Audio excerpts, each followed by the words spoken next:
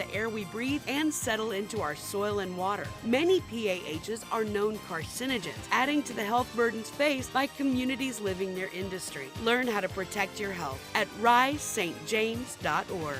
LifeCare provides valuable whole life insurance to cover final expenses such as medical bills, burial costs, and unpaid debt. A final expense insurance policy is fast, easy, affordable life insurance that's available to anyone between the ages of 50 and 80. No medical exams, no lengthy questionnaires, and no waiting period. The application process is quick and easy. You can even apply without having to undergo a medical examination. Just answer a few questions and we'll do the rest. With the average funeral cost skyrocketing to $11,000 and Social Security only paying $255, you need simple, affordable peace of mind for you and your whole family. Don't leave behind unpaid expenses that, if left unattended, will burden your family tremendously. Benefits include a guaranteed premium that will never increase, a guaranteed cash value, and a guaranteed death benefit that can never decrease. To find out how you can get final expense insurance with a guaranteed lifetime rate lock, call LifeCare at 800-571-9955. That's 800-571-9955. 800-571-9955. Have you heard the secret of what New Orleans is talking about? I promise everything will be okay if you're listening here on the airwaves. It's that WBOK 12:30 a.m. From the campus of Xavier University, WBOK Go and Equity Media Station. I'm Bree Wood with BIN News Now. Representative Nancy Mace says President Trump is complying with the War Powers Resolution as strikes against Iran continue. President Trump is following the War Powers Resolution of 1973. He has not wavered from that. She argues Iran was close to developing a nuclear weapon and action was necessary, but says she'll be concerned if the conflict lasts more than a few weeks. A big win for small businesses. Black Oklahoma therapist Dr. Ashley Bryant defeated DoorDash at a federal trademark fight representing herself. The U.S. Patent and Trademark Office dismissed the case with prejudice, clearing the way for her Lead Dash brand to help therapists grow their business move forward. And the Mega Millions jackpot continues climbing toward the $500 million mark. There was no grand prize winner on Tuesday night, so the next drawing on Friday will be worth at least $496 million. Get BIN News Now on demand 24/7 on the iHeartRadio app. The following is a paid program and does not necessarily express the views or opinions of Equity Media, its management, staff, or affiliates of WBOK.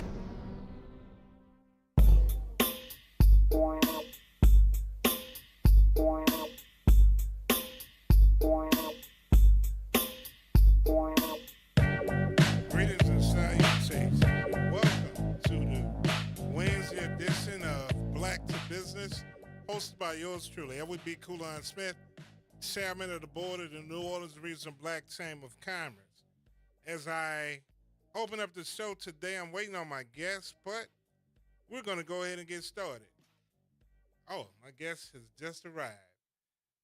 So, if you want to be a member of the New Orleans Regional Black Chamber of Commerce, you can contact me at 504-343-1138 or norbcc.chairman2025@gmail.com. And today, if you want to call in, phone in, or be a part of the conversation, or just add anything to it, dial 504-582-9422. And today, I have a man with me that really needs no introduction. Most times, his name has already been mentioned before he even enters the room. So everybody knows him. So if you have not seen the face, if you have not been in the audience of anywhere he has spoken at or preached at or any of those other things, today I have with me the CEO of J. Everett Ministries and the pastor of Rock of Ages Baptist Church, my brother, my friend, Pastor Jonathan Everett. Pastor Everett, how are you today? And what do you have for the listening audience as they enjoy their lunch on this hump day? Man, what's up, man? What's How you? happening? Thank you, man. What took so long, man? Hey, I've been waiting on you. Happy Wednesday, man. Thank you Happy for Wednesday. keeping everybody informed, engaged, every single every single day, man. Thank you so very much, man. You're welcome. You're welcome. So, Pastor Everett, who is Pastor Jonathan Everett, and what is your educational and business background? Oh, man. Pastor Jonathan Everett is a kid from the project, man. All right. Born on Eagle Street. Grew up in the Fisher house. We call it the housing developments. We call it housing developments. And man, seventh kid of 12. Okay.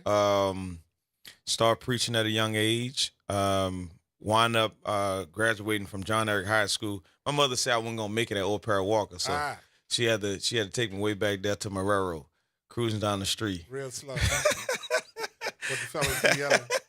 So graduated from John Eric, man, and then you know what, I think this is pivotal to talk about too, because when I got out of high school, my FAFSA didn't take immediately, so I started working through an apprentice program at Avondale Shipyard. Okay. Right? And so when I started working at Avondale Shipyard, man, we was making like $30 an hour. Wow. Contractors. Wow. You couldn't tell me nothing. Fresh out of high school. Yeah. Fresh out of high school, $30 an hour? What? Oh, my God. I mean, I was everywhere, right? I was on this campus. I was everywhere. But right after that, man, we went to seminary at Washington Bible College in Atlanta, Maryland, and then we graduated from Lancaster Bible College. So how'd you get from Avondale, making all the money you was making, to Washington College and in Maryland? My brother, military. Okay. He was retired. He was in the Navy, and he kept telling me after high school, just come up to Maryland. I was like, nah, man, things going sweet down here. I was preaching around the city of New Orleans. I was preaching for some of your, at that time, premier pastors, right? Your Bishop Morton, your Bristol, your Pastor Fred Luter. And I was young, man, so I wasn't leaving. I was like, it's popping. I can't leave, right? And so then there was a time, man, Avondale did this sweep through the yard. They fired. We had 5,000 people working on that shipyard. Wow. Like 5,000 people, man. That's a whole nother city out there. Yeah. And so they did this sweep. They were just firing people. And I can't hold you. I got fired because when I went on vacation, right? After I came off vacation, I was still on vacation. So they was just going back, just purging the list. So you was like Craig on Friday. You got fired on your day off. You got fired on vacation. Man. That was my first time talking about they giving me a pink slip. I was like, man, this a white paper, man. I want my pink slip. So I got fired, man, and then went up to Maryland by my brother, and we spent some time up there, and then we started doing full-time ministry up there with Progressive Church, which was a great experience because we were the only national accredited Christian academy in the state of Maryland. And I was the youngest youth pastor in the entire state of Maryland. And then they didn't understand what I was saying. You know, you speak Ebonics. Excuse me, when you get up there from New Orleans, and the rest was history, man. So that's how we get there. Okay. So tell us about, when did you first become a pastor? When did you first start preaching? You said you started preaching at a young age. Yeah. So can you tell us the trajectory of when you first started preaching to how you got to where you are now?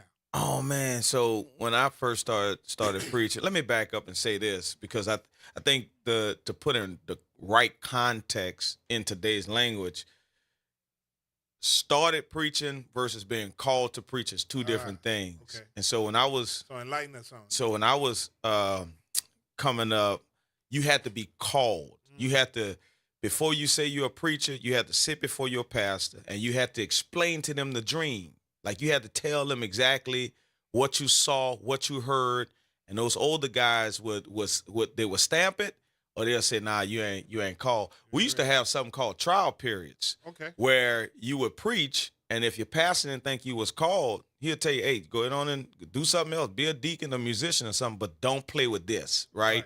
And if you were, they'll take you and catechize you, ordain you, and do your trial sermon. I did my trial sermon at 12, December the 19th, 1996. December the 19th, 1996. And I had to preach on love. It was a Christmas program. I'm like, man, I don't know nothing about love. Right. But I preached, church packed. Now, if you preach and you flunk, right, your pastor's going to yank you. You know what I mean? In today's society, people just start preaching like it's a career. like it's a money cow. Like they do it because they feel like they could do it, right? Back then, you had to be vetted. You had to make sure you don't just look like a preacher. It had to be in you. You know what I mean? I remember when I was in middle school, man. My pastor, he'll pull up at my school, and if my pants were sagging or something like that, man, he'll hit me up on the locker, man. He said, "Now, which one you gonna do? You gonna sag or you gonna preach? But you can't do both of them."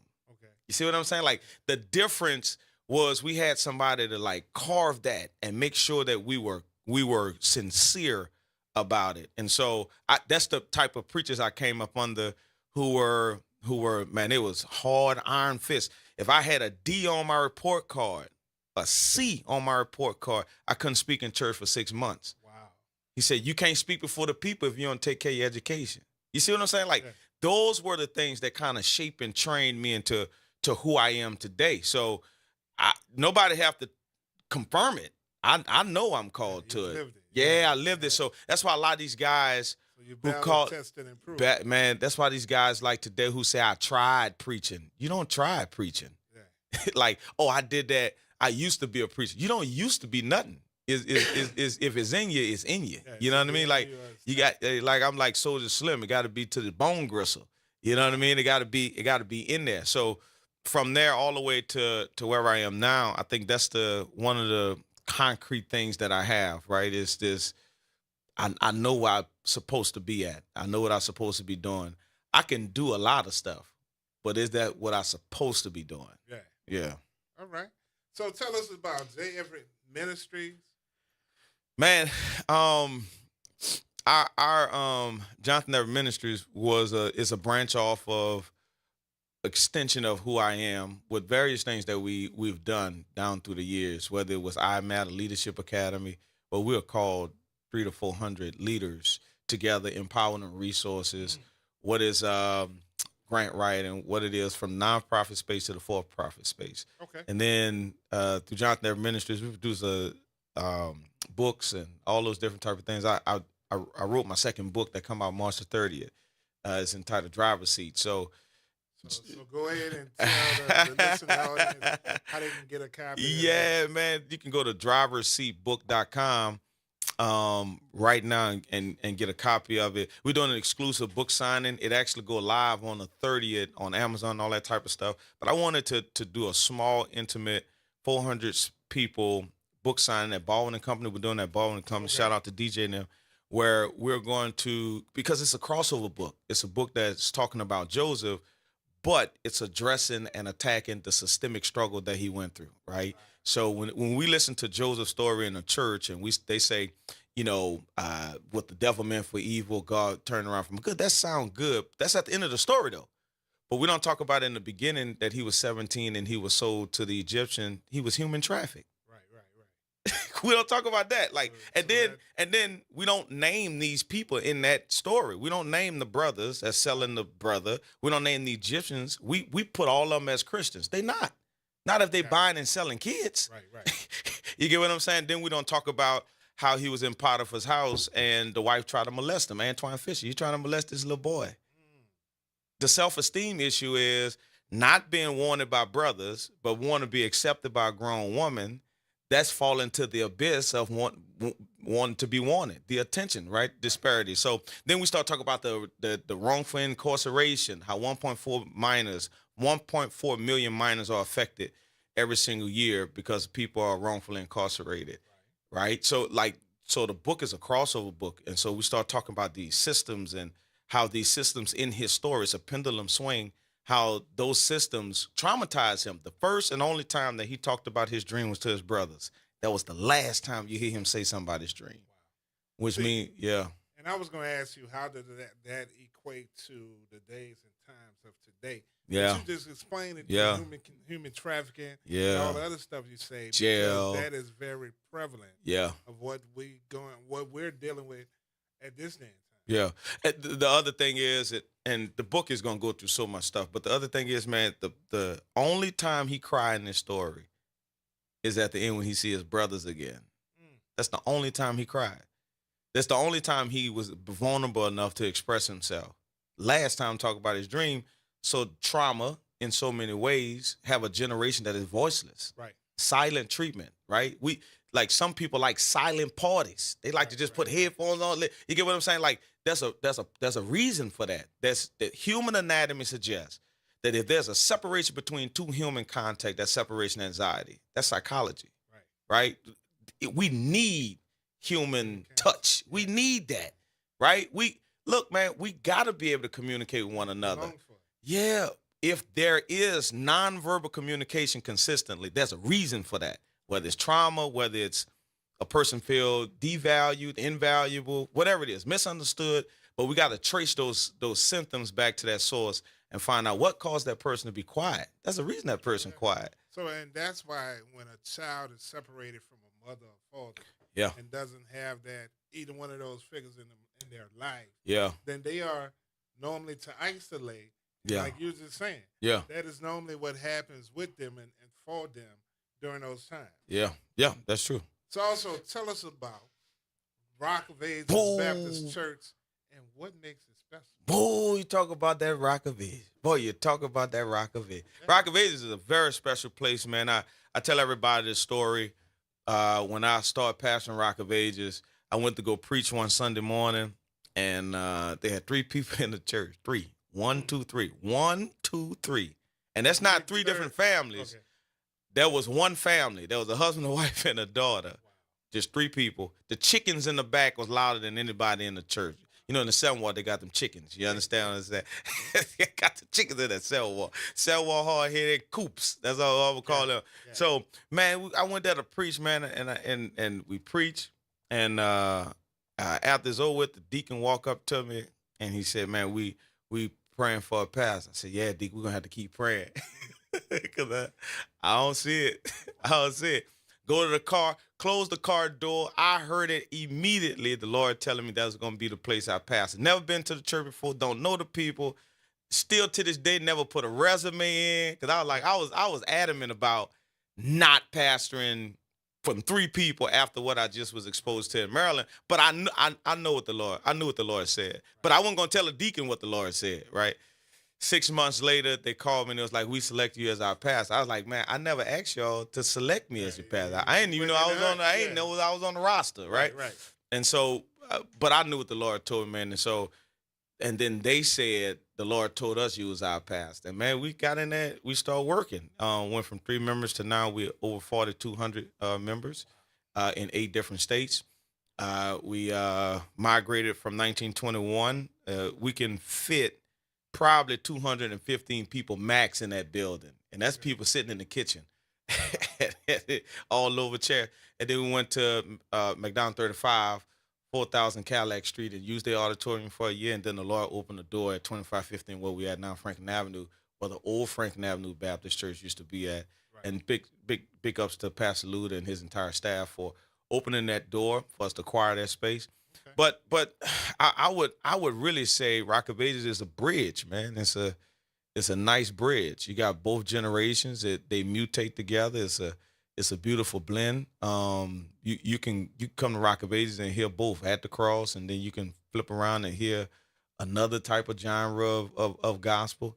But it's a motif, man. It's something special, right? And it comes at the time where the city is struggling from moral compasses or reimagining theology in 21st century and helping us like translate the transitions that's going on in government, politics, all these different spaces and how to be diverse, right? In breaking down these different silos. So I see, now here's another thing. I love to go to Rock of Ages. And I hate to say this, but there's a lot of pastors don't like to go to their own church. You know what I'm saying? Because sometimes you can build something and hate it, at the same time. So, but I really enjoy going. I go to church for me, man. Sometimes they probably got to remind me it's my turn to preach. Well, I know we've spoke about it before, doing some partnerships on things. Yeah. And I do want Rock of Ages and the J. Everett Ministries both be a part of the New Orleans Region Black Chamber Man, congratulations too, man. I'm proud of everything you're doing. Hey, listen, if I come on that golf course and I'll hear that your golf cart riding around playing that music, I say, nah, we gotta shut this thing down and start all over again. Well, thank you. Thank you. Hey, and like I said, thank you for all the support that you've given. But as I always say, like we've spoke before on different things, we got work to do. Oh, we have some collaborations that need to be done. And the only way we can get these things done is for us to do it together. Facts. You know, we can do any a plethora of things individually. Yeah. But once we get together and do things collectively, my. Man. You know, it's unlimited of the amount of things that can be done. Yeah. So with that being said, I will be calling upon especially the men of the city who have all these mentoring groups. Yeah. In the near future, probably in June, we will be having an event. Yeah. And I will be calling on the churches and all the men's groups so we can help with these young men. And I work at McMahon now, and I get to see firsthand of how things are and how things are going to be in the near future. Yeah. So as I say on this mic, on this day, we got work to do. Man, we got a lot of work to do, man. And it's time for us to get it done. Yeah, you got a lot of work to do. So with that being said, Brother Everett, what is the J. Everett Ministries and Rock of Ages Church involved in the local community? Oh, man. Everything that we do is, first of all, thank you for that mindset. And that's one of the mindsets that I've been trying to preach, but also trying to bleed throughout all these different silos, that collaboration. Just before we start using it as a hashtag, collaboration, be competition, people say that just to sound good and it's tweetable, but they don't really mean it. Right. Because a lot of times people have identity crisis and they use the suffering, the pain of people to be their ego boosters, right? I've worked with and had opportunities to entertain conversations where if a person ain't first on the flyer, they don't want to be on it. If this person name not mentioned, you know what I mean? Like, man, this person ain't, that I don't like. Yeah, he don't like him on the flyer. Hey, man, who this about? This about the people? This about your ego? Or, take his ball and run home off the court? Hey, nah, man, that's not how this works. If you in it for people, do it for people. I'll never forget, I was pastoring in Baton Rouge, and they had 3 teenagers on their way to school, crossed over Plank Road, SU, Plank Road, and 18-wheeler hit the car, right? Once the 18-wheeler hit the car, 2 of the kids was on life support. The other one went through surgery, right? Bet. They called me. A few of my members called me. The kids didn't belong to my church. They belonged to another man's church, another pastor church. They called me and they said, Pastor, this is what happened. I said, okay, cool. I'm still living in LaPlace at the time. And so I called that pastor. I said, hey, man, I know you're out of town because you told me you had to do your dissertation at seminary. I'm going to go down there to the hospital, pray for your members, and give you an update when I leave because you can't be there. So I'm going to step in for you, right? He said, thank you, man. I appreciate it. Boom.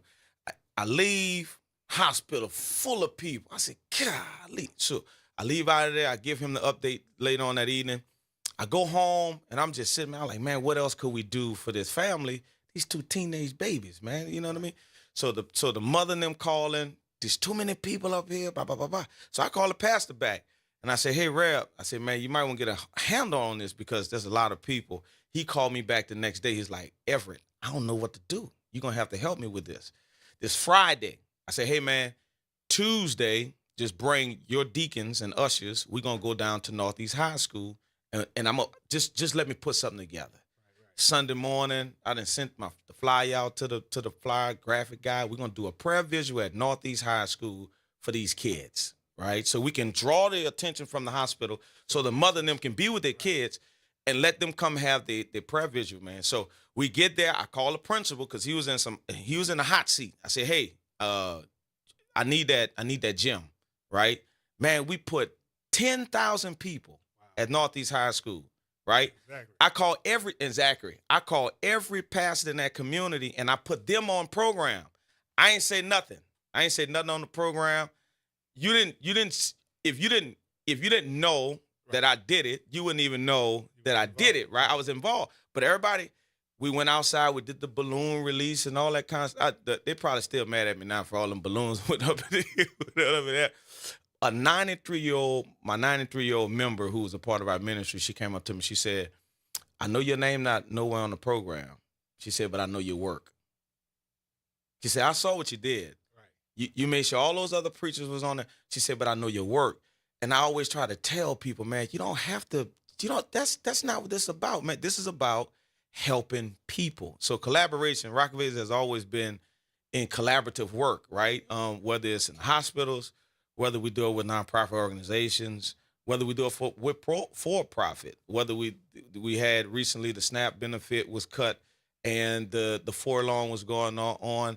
We called Troy Henry and several others and put $40,000 in gas in the street, and we served, I don't know how many families that day, over 2,000 families, man, with food. So everything that we do is collaborative. Everything we do is connection, whether it's with Inspire NOLA, whether we do NOLA Love with Jamar McNeil and his entire team. It doesn't matter. We always do it collectively, and we always in a community. So, Pastor Everett, we wrapping up, and this has been a quick show. Yeah. It's been a good show, though. We're going to have to do it again. Anytime. Like Sidney Poitier and Bill Cosby yeah. said. We'll have to do it again, like on Let's Do It Again. Let's do it again. So do you have something for the listening audience as we leave the show, but then come back next week? Do you have anything to tell the listening audience as we leave out? Man, it's simple. Don't hate on nobody. Don't wait on nobody. Stay in the driver's seat. All right. Thank y'all for tuning in. And once again, be blessed. And we'll see you next week on Black to Business here on WBOK 1230 AM. Thank you.